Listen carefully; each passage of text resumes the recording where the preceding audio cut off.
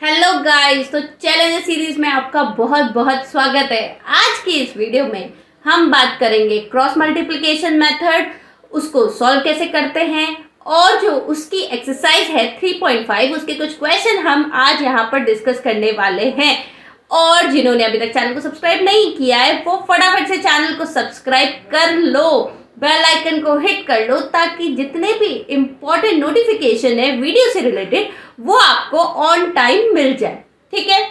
और मैं हूं आयुषी जैन और मैं यहाँ पर आपको जो आपका मैथ्स का चैप्टर है pair of linear equation in two variables वो पढ़ा रही हूँ। हमारे प्रीवियसली 5 लेक्चर्स हो चुके हैं। जिन्होंने पहले के लेक्चर्स नहीं करे हैं तो वो लोग सारे लेक्चर्स देख सकते हैं। उन लेक्चर्स के प्लेलिस्ट का जो लिंक है आपको नीचे डिस्क्रिप्शन बॉक्स में मिल जाएगा। इससे पहले हमारा पॉलिनोमियल चैप्टर कंप्लीट हो चुका है और आज हम यहाँ पे क्रॉस मल्टीप्लिकेशन मेथड देखने वाले हैं। तो चलिए स्टार्ट करते हैं क्रॉस मल्टीप्लिकेशन मेथड पे। हमने अभी तक देखा कि हमारी जो भी इक्वेशन होती है हम क्या करते हैं, 2 इक्वेशन पे काम करते हैं और 2 इक्वेशन से हम क्या करते हैं, जो उसकी जो 2 वेरिएबल्स होते हैं उनकी वैल्यूज निकालते हैं। उनकी वैल्यूज निकालना हमने ग्राफिकली भी सीख लिया और हमने अलजेब्रिकली भी 2 मेथड से उनकी वैल्यूज निकालना सीख लिया। वो मेथड कौन कौन से थे? वो मेथड थे एलिमिनेशन मेथड और सब्स्टिट्यूशन मेथड।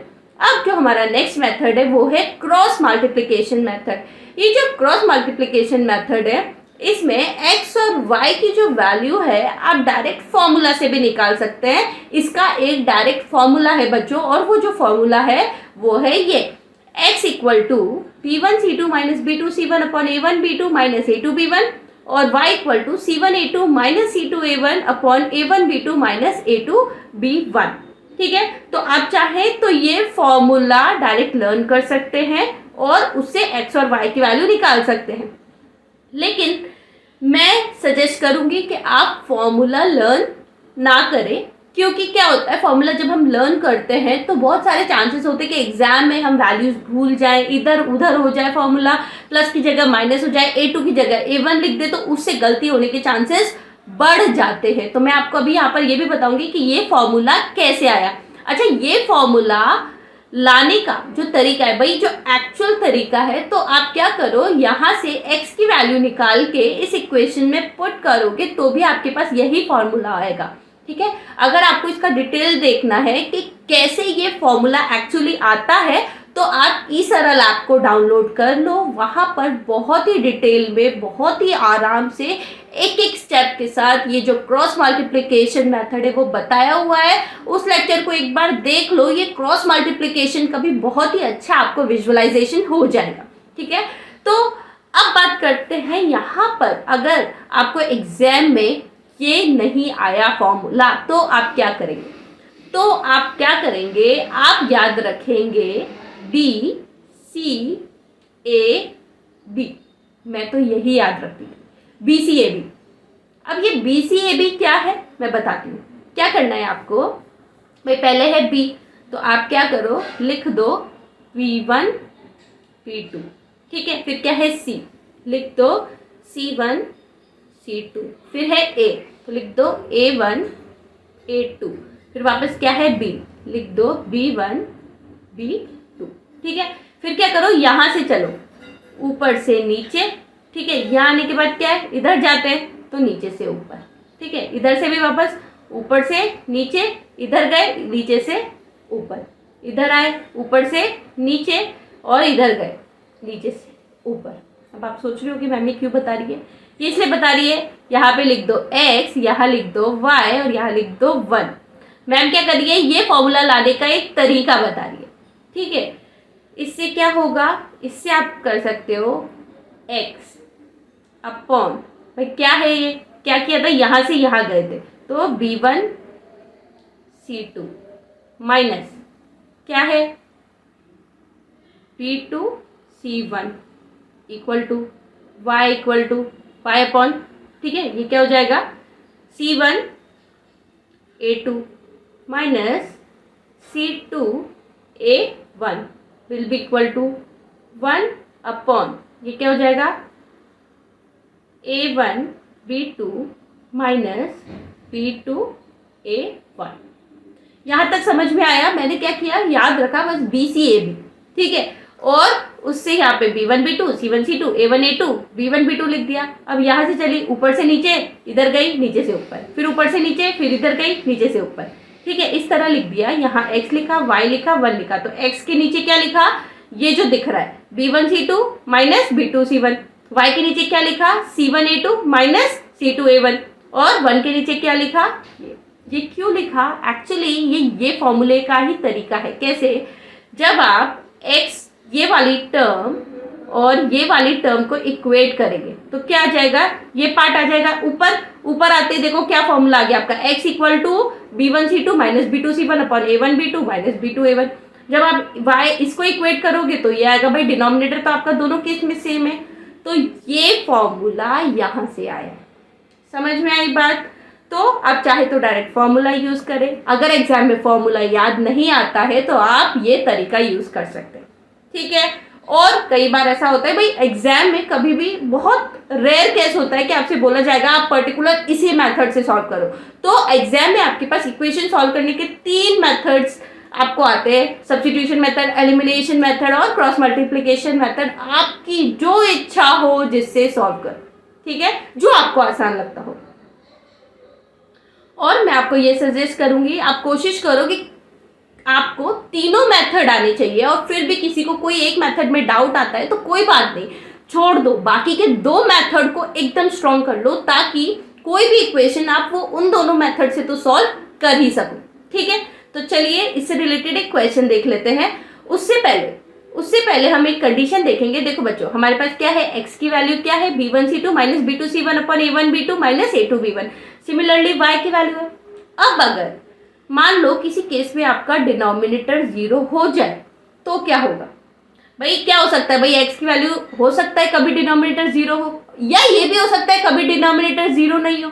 सबसे पहले बात करते हैं, अगर डिनोमिनेटर 0 नहीं हुआ मतलब कोई वैल्यू हुई। मतलब अगर कोई वैल्यू हुई, इसका मतलब A1 B2 minus A2 B1 is not equal to 0। ये नॉट इक्वल टू 0 है, तो इस केस में आपके फाइनाइट वैल्यूज आती है और यूनिक सॉल्यूशन होते हैं सिस्टम के। आप इसको ध्यान से देखो, एक्चुअली ये क्या लिखा हुआ है, ये है भाई, इसको आप इधर भेजो तो ये क्या है, A1 B2 is not equal to A2 B1। और इसको जब आप फर्दर लिखो तो ये हो जाएगा A1 by A2 is not equal to B1 by B2। हमने प्रीवियस केसेस में पढ़ा है, एक्चुअली ये काय की कंडीशन है, ये यूनिक सोल्यूशन की ही कंडीशन है, और वही चीज हम यहाँ पर भी देख सकते हैं, ठीक है। तो चलिए अब वो केस देखते हैं, अगर ये 0 हुआ तो क्या होगा। अगर A1 B2 minus A2 B1 0 हुआ तो उस केस में बच्चों हमारे पास 2 कंडीशन आती है। वो 2 कंडीशन क्या है कि A1 upon A2 is equal to B1 upon B2, लेकिन उस केस में क्या है कि अगर ये जो है ये C1 बाई C2 के बराबर हुआ। भाई क्या हो सकता है, भाई ये दोनों जब बराबर है तो अब 2 केस आ सकते हैं, या तो C1 बाई C2 इनके रेशियो के बराबर है या इनके रेशियो के बराबर नहीं है। अगर ये बराबर है तो हमने पहले भी पढ़ा था, ऐसा केस जब आता है तो कितने सॉल्यूशन आते हैं, इनफाइनाइट नंबर ऑफ सोल्यूशन आते, तो वही चीज यहाँ पे होगी। तो उस केस में क्या होगी, इनफाइनाइट नंबर ऑफ सोल्यूशन। और अगर A1 upon A2 is equal to B1 upon B2 is not equal to C1 upon C2 आता है, तो इस केस में क्या है, नो सोल्यूशन आते हैं और सिस्टम क्या होता है, इनकंसिस्टेंट। समझ में आ गई? ये हम प्रीवियसली भी पढ़ चुके हैं, वही केस हम यहाँ देख रहे हैं। क्यों देख रहे हैं, क्योंकि यहाँ पे हमारे पास x की वैल्यू में डिनोमिनेटर आ रहा है, और अगर डिनोमिनेटर 0 हो गया किसी केस में तो हम क्या करेंगे, उसके बाद C1 बाई C2 की वैल्यू चेक करेंगे। अगर वो वैल्यू भी, का रेशियो भी बराबर हुआ तो इनफाइनाइट नंबर ऑफ सोल्यूशन होंगे, और अगर ये बराबर नहीं हुआ तो इसका मतलब उस सिस्टम ऑफ इक्वेशन के कोई सोल्यूशन नहीं आएगा, ठीक है। तो चलिए अब कुछ क्वेश्चन देख लेते हैं। सबसे पहला क्वेश्चन है कि आपके एक्सरसाइज नंबर 3.5 का क्वेश्चन नंबर 1 है, उसका हमने 3rd पार्ट लिया है। फर्स्ट और सेकंड पार्ट आप खुद से एक बार ट्राई करिए, अगर आपसे नहीं होता है तो आप ऐप में उसके सॉल्यूशंस देख सकते हैं, ठीक है। Which of the following pair of linear equation has a unique solution, no solution और infinitely many solution। अब आपको यहाँ चेक करना है कि उसके कैसे सोल्यूशन है, और अगर आपको यूनिक सोल्यूशन मिलता है तो आपको क्रॉस मल्टीप्लिकेशन से ये भी निकालना है कि वो सोल्यूशन क्या है, ठीक है। तो चलिए स्टार्ट करते हैं। यहाँ पर हमारे पास ये दो इक्वेशन, ये इक्वेशन नंबर 1, ये इक्वेशन नंबर 2। देखो बच्चों, जब भी आप इस टाइप के क्वेश्चन सॉल्व करो, सबसे पहले क्या करो, आसान होता है कि अगर आपके पास A1 A2 B1 B2 C1 C2 की वैल्यू पहले से ही लिखी हुई हो, तो चाहे 1 नंबर का क्वेश्चन हो चाहे 2 नंबर का क्वेश्चन हो, A1 A2 B1 B2 C1 C2 की वैल्यू पहले लिख लो, गलती होने के चांसेस बहुत कम हो जाते हैं। हम यही कोशिश करते हैं कि जो हमारी एक्यूरेसी जो है वो मैक्सिमाइज हो। ठीक है, तो यहाँ से भाई ये जो इक्वेशन है, हमारा स्टैंडर्ड क्या होता है, हमारा स्टैंडर्ड होता है ax plus by plus c equal to 0। तो इसको स्टैंडर्ड फॉर्म में करते हैं तो 3x minus 5y minus 20 equal to 0 और 6x minus 10y minus 40 equal to 0 होगा। तो यहाँ से क्या हम A1 A2 B1 B2 C1 C2 की वैल्यू निकाल सकते हैं। तो बस A1 कितना हो जाएगा, 3 हो जाएगा, A2 कितना हो जाएगा, 6 हो जाएगा, B1 कितना होगा, -5, B2 कितना होगा, -10, C1 -20 क्यों है यहाँ पे, तो C20 दिख रहा है भाई। हमने जो इक्वेशन है उसको स्टैंडर्ड फॉर्म से देखा है। ये जब भी हम चेक करेंगे इक्वेशन को स्टैंडर्ड फॉर्म में लिख कर चेक करेंगे। ये ऐसी चीज है जहां पर बच्चों की मैक्सिमम गलती हो जाती है। ठीक है, C2 जो होगा वो होगा कितना, -40। तो चलो A1 अपॉन A2 कितना होगा, 3/6 यानी कितना, 1/2।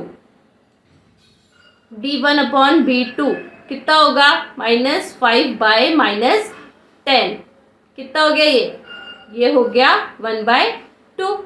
और जब हम C1 अपॉन C2 निकालेंगे, C1 अपॉन C2 यानी -20 अपॉन -40 कितना आ गया, ये भी आ गया 1/2। इसका मतलब है A1 upon A2 is equal to B1 upon B2 is equal to C1 upon C2। यानी कितने सोल्यूशन होंगे इस केस में, इस केस में होंगे infinite number of solution. Infinite number of solution मतलब हम तो हो गए खुश, क्योंकि हमें आगे इसकी जो सोल्यूशन है वो नहीं निकालने, आपका क्वेश्चन यही एंड हो जाता है और आपको यहाँ लिखना है in this case the equation will have infinite number of solution. ठीक है, तो चलिए फटाफट से इसका नेक्स्ट क्वेश्चन देखते हैं। हम अब इसका जो पार्ट 4 है वो देख रहे हैं। ठीक है, आपका ये इक्वेशन दिया है, इक्वेशन नंबर 1, इक्वेशन नंबर 2। तो सबसे पहले क्या करेंगे, A1 A2 B1 B2 C1 C2 की वैल्यू देख लेते हैं। यहाँ पे फटाफट देख लेते हैं भाई। A1 कितना है, 1, A2 कितना है, 3।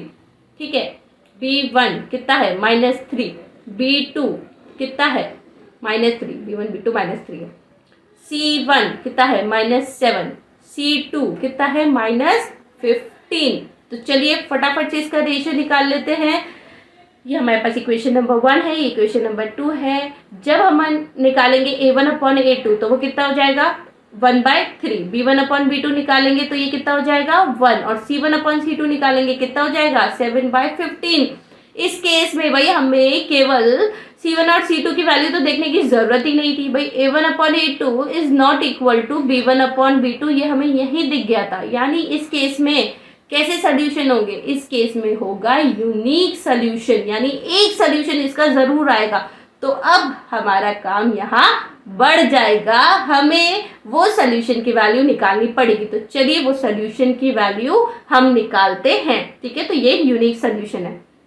अब वो सोल्यूशन की वैल्यू कैसे निकालेंगे भाई, क्रॉस मल्टीप्लिकेशन मेथड ही यहाँ यूज करना है। तो चलिए करते हैं, एक बार लिख लेते हैं क्या था हमारे पास, अच्छे से लिखते हैं।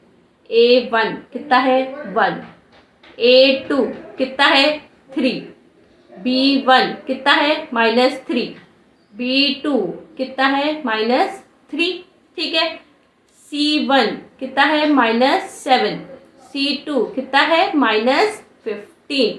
ठीक है, हमारा जो फॉर्मूला है वो फॉर्मूला क्या है, वो फॉर्मूला यहाँ पे हम एक बार लिख लेते हैं। हमारा जो फॉर्मूला है वो है x is equal to B1 C2 minus B2 C1 upon A1 B2 minus A2 B1 और y equal to C1 A2 minus C2 A1 upon A1 B2 minus A2 B1। ठीक है, क्या करना है, यहाँ वैल्यूज पुट करनी है और आंसर निकालना है। ठीक है, तो ये आप एक बार वैल्यूज पुट करना, आंसर निकालना और मुझे कमेंट सेक्शन में लिख के बताना कि आपकी x और y की वैल्यू है वो कितनी कितनी आई है। ठीक है, जिसको अभी तक भी अगर लगता है कि मुझे ये फॉर्मूला याद नहीं रहेगा, तो आपको क्या करना है, सिंपल क्या करना है, BCAB उसकी वैल्यूज लिखनी है। सबसे पहले B1 B2 हमारे पास वैल्यू है, तो ये हो जाएगी -3, ये हो जाएगी -3। BC C क्या है, -7 -15। A क्या है, 1/3। B -3 -3, ठीक है। ये इधर जाएगा, ये ऊपर जाएगा, ये इधर जाएगा, ये ऊपर जाएगा, ये इधर जाएगा, ये ऊपर जाएगा, ये हो जाएगा x, ये हो जाएगा y, ये हो जाएगा 1। तो क्या होगा, x upon this will be equal to y upon this will be equal to 1 upon this. इससे आप आंसर निकाल सकते हो, ठीक है। करना इसको कैलकुलेट और मुझे इसका आंसर नीचे कमेंट सेक्शन में बताना, ठीक है। ये आपके लिए एक और होमवर्क बढ़ गया, ठीक है। तो चलिए नेक्स्ट क्वेश्चन देख लेते हैं।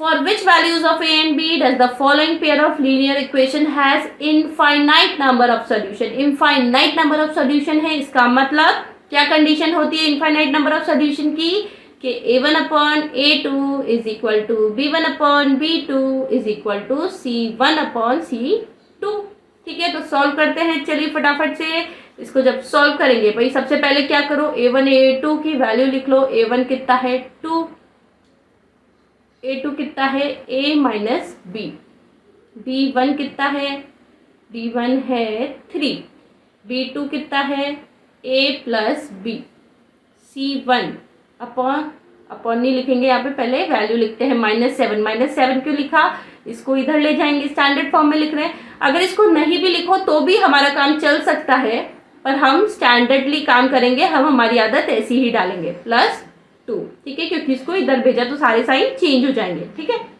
तो चलिए A1 अपॉन A2 की वैल्यू कितनी हो जाएगी, ये हो जाएगी 2 upon A minus B will be equal to B1 upon B2 3 upon A plus B will be equal to -7 upon -3A minus B plus 2, ठीक है। तो चलिए पहले इन दोनों को सॉल्व कर लेते हैं। तो ये क्या हो जाएगा, जब इसको सॉल्व करेंगे 2A plus 2B will be equal to 3A minus 3B। इसको जब फर्दर सॉल्व करेंगे तो ये हो जाएगा 2A, इसको इधर भेजेंगे 2A माइनस 3A कितना हो जाएगा, -A will be equal to -3A minus 2B, ये हो जाएगा -5B, यानी A कितना हो जाएगा, A is equal to 5B। यहाँ से ये एक इक्वेशन आ गई, ठीक है। अब क्या करें, इन दोनों को कर लेते हैं सॉल्व। जब इन दोनों को सॉल्व करेंगे तो क्या हो जाएगा, इन दोनों को जब सॉल्व करेंगे तो हमारे पास होएगा, भाई 3 को इससे मल्टीप्लाई करेंगे, ये हो जाएगा -9A minus 3B plus 6 will be equal to -7A minus 7B, ठीक है। ये हुआ, इसको फर्दर सॉल्व करते हैं। तो -9A, ये 7A इधर जाएगा तो क्या होएगा, +7A, तो ये हो जाएगा -2A minus 3B plus 7B यानी +4B, ठीक है। इस 6 को इधर भेज दें तो ये हो जाएगा -6। इसको फर्दर सॉल्व करेंगे, क्या हो जाएगा ये, भाई इसको फर्दर सॉल्व करने से पहले हम क्या करेंगे, A की वैल्यू 5B है वो यहाँ पुट कर देते हैं, ताकि किसी एक ही वेरिएबल में हमारी इक्वेशन हो जाएगी, तो हमारा कैलकुलेशन इजी हो जाएगा। तो चलिए ये हो जाएगी -2, A की वैल्यू 5B, तो -2 इंटू 5B ये हो जाएगा -10B plus 4B is equal to 6। तो ये कितना हो जाएगा, -6B इक्वल टू 6, सॉरी -6, ये माइनस चलता आ रहा है ना, ये ध्यान रखना, कई बार हम यही गलती कर देते हैं, ठीक है। तो B की वैल्यू हो जाएगी 1। जब B की वैल्यू 1 हो गई तो A की वैल्यू कितनी हो गई, A की वैल्यू हो गई 5, ठीक है। तो इस केस में अगर हमें इनफाइनाइट नंबर ऑफ सॉल्यूशन चाहिए तो यहाँ पर A की वैल्यू कितनी होगी 5 और B की वैल्यू होगी 1। आप क्या करें, इसके बाद A और B की वैल्यू इस इक्वेशन में पुट करें और मुझे बताइए कि ये इक्वेशन क्या आ रही है। ये आपका असाइनमेंट है। और जब ये इक्वेशन आ जाएगी उसके बाद आप क्या करें, इनके सोल्यूशन निकाल के देखना इनफाइनाइट नंबर ऑफ सोल्यूशन आएंगे, इसका ग्राफ ड्रॉ करके देखना। आप यही किया करो, एक ही इक्वेशन लो, कोई भी एक पेयर ऑफ इक्वेशन लो और उसको सब मेथड से सॉल्व करो, ग्राफिकल से भी, सब्स्टिट्यूशन से भी, एलिमिनेशन से भी और क्रॉस मल्टीप्लिकेशन से भी, ताकि आपको उसका आंसर भी पता रहेगा और आपको अच्छी फील आ जाएगी कि क्या क्या होता है, कैसे यूनिक सोल्यूशन होता है, इंटरसेक्टिंग लाइंस आती है, कैसे कोइंसिडेंट लाइन आती है, कैसे पैरेलल लाइंस आती है, कैसे इनफाइनाइट कंडीशन आती है। ये बहुत इंपॉर्टेंट है, एग्जाम में इसी पर ही सबसे ज़्यादा क्वेश्चन बनते हैं और बच्चे सबसे ज़्यादा गलतियां भी इसी पार्ट में करते हैं। ठीक है, तो इनको आप सॉल्व करें। इसकी जो रिमेनिंग क्वेश्चन है उसके सोल्यूशन आप ऐप में से देख सकते हैं और जो इसके वर्ड प्रॉब्लम्स है वो हम सेपरेटली अलग वीडियो में कवर करेंगे। ठीक है, तब तक के लिए वीडियो को लाइक ज़रूर करें, जितना हो सके शेयर करें और चैनल को सब्सक्राइब करना बिल्कुल मत भूलें। Okay, all the best.